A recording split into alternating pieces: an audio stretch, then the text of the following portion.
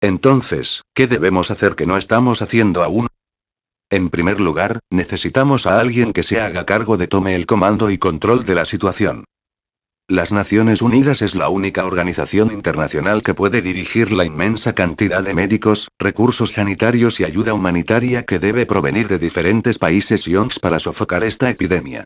Hasta el momento solo ha desempeñado un papel de colaboración, como uno más, y cuando todo el mundo dirige, en realidad, no dirige nadie. Una resolución del Consejo de Seguridad podría otorgarle a las Naciones Unidas la total responsabilidad para el control del brote, respetando la soberanía de las naciones de África Occidental tanto como sea posible. La primera posibilidad es que el ébola se propague desde África Occidental hacia grandes ciudades situadas en otras regiones del mundo en vías de desarrollo. Y es que este brote es muy diferente de los 19 que se han producido en África en los últimos 40 años. Es mucho más fácil controlar los brotes de ébola cuando se producen en aldeas aisladas, como había sucedido ahora. Pero se ha producido un aumento del 300% en la población de África durante las últimas 4 décadas y gran parte de esa población se concentra en los suburbios de las ciudades. ¿Qué sucederá si una persona infectada que aún no presente los síntomas de la enfermedad viaje en avión a Lagos, Nairobi, Kinshasa o Mogadiscio, o incluso Karachi, Yakarta, Ciudad de México o Dhaka? La segunda posibilidad es algo que los virólogos están poco dispuestos a declarar públicamente, pero que sí consideran en privado. El virus ébola podría mutar y convertirse en transmisible por vía aérea.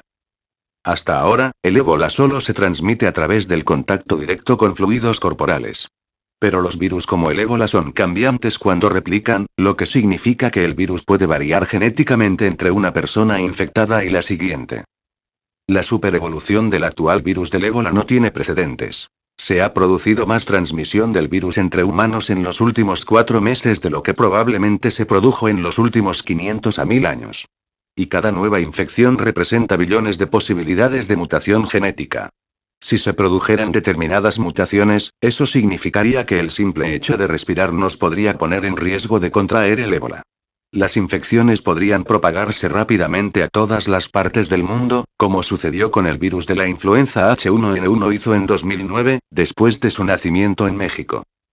¿Por qué los virólogos y los funcionarios de la salud temen exponer esto públicamente? Lo cierto es que no quieren ser acusados de alarmistas, como si gritaran fuego. En medio de un teatro lleno, como estoy seguro de que algunos me acusarán de hacer a mí mismo por culpa de este artículo. Pero el riesgo es real y hasta que no se afronte, el mundo no estará preparado para hacer lo necesario para poner fin a la epidemia. En 2012, un equipo de investigadores canadienses demostró que el ébola Zaire, el mismo virus que causa el brote de África Occidental, podría transmitirse por vía respiratoria entre cerdos y monos, cuyos pulmones son muy similares a los de los humanos. En el bestseller de Richard Preston de Hot Zone, de 1994, se hacía la crónica real de un brote de ébola de una cepa diferente, el virus ébola Reston, que se propagó entre monos en 1989 en un centro de cuarentena cerca de Washington. El virus se transmitió por vía respiratoria y el brote terminó solo cuando se sacrificaron todos los monos. Debemos tener en cuenta que dichas transmisiones podrían ocurrir entre los seres humanos, si el virus llega a mutar. Entonces, ¿qué debemos hacer que no estamos haciendo aún? En primer lugar, necesitamos a alguien que se haga cargo de tome el comando y control de la situación. Las Naciones Unidas es la única organización internacional que puede dirigir la inmensa cantidad de médicos, recursos sanitarios y ayuda humanitaria que debe provenir de diferentes países y ONGs para sofocar esta epidemia. Hasta el momento solo ha desempeñado un papel de colaboración, como uno más, y cuando todo el mundo dirige, en realidad, no dirige nadie. Una resolución del Consejo de Seguridad podría otorgarle a las Naciones Unidas la total responsabilidad para el control del brote, respetando la soberanía de las naciones de África Occidental tanto como sea posible. Las Naciones Unidas podría, por ejemplo, encargarse de la seguridad de los vuelos y establecer los derechos de aterrizaje. Muchas líneas aéreas privadas se niegan a volar a los países afectados, por lo que es muy difícil enviar suministros y personal de vital importancia. Los países con más recursos deben garantizar cadenas de suministro para productos médicos, así como comida y agua para las zonas en cuarentena. Las Naciones Unidas deben proporcionar el número de camas que se necesitan. La Organización Mundial de la Salud ha recomendado 1500, pero es posible que pronto se necesiten miles de camas más.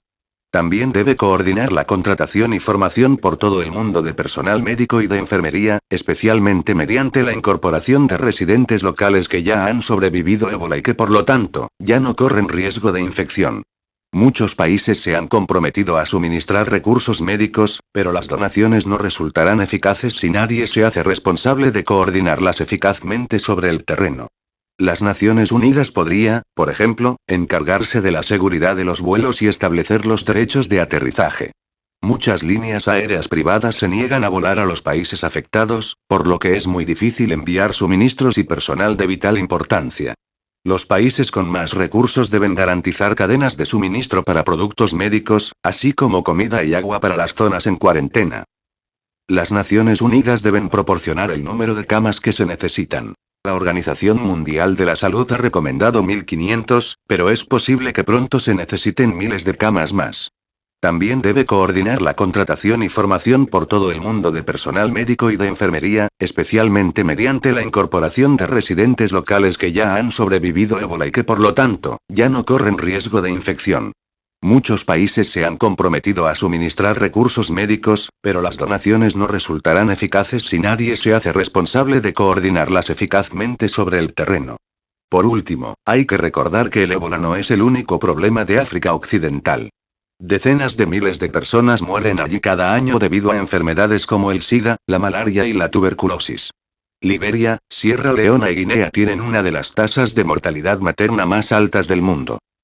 Debido a que la gente de esos países tienen ahora demasiado miedo de contraer el ébola si acuden al hospital, muy pocos están recibiendo atención médica básica. Además, muchos trabajadores de la salud han sido infectados por el ébola, y más de 120 ya han muerto. Liberia solo dispone de 250 médicos, para una población de 4 millones de habitantes.